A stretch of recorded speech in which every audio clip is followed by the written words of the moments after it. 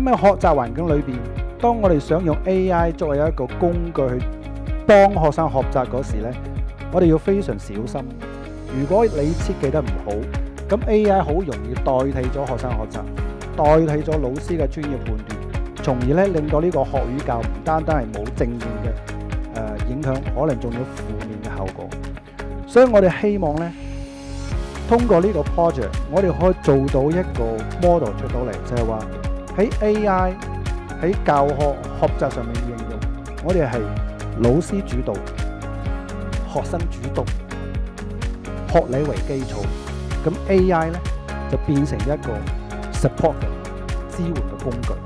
我哋將平台背後嗰個課程架構咧、題目架構咧，係同香港嘅課程係一個好好嘅 alignment 嘅。咁另外咧，我哋就同學校嗰個關係咧係一個非常之緊密嘅 co-development。同學如果用平台用得比較多，或者比較 systematic， 好以比較明顯提升佢做題個正確率。易學平台係想提供一個幫老師、幫學生做自主學習啦，同埋知識學習嘅工具。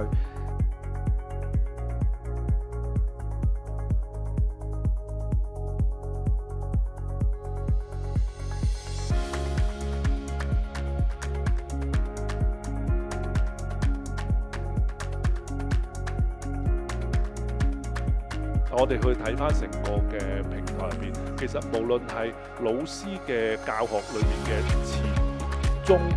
後，都係能夠緊扣翻咧學校嗰個嘅學習環境啊。同學咧就係有一個自己去學習嘅一個機會啦。同學學嘅時候咧，就好快知道自己係做啱啲乜、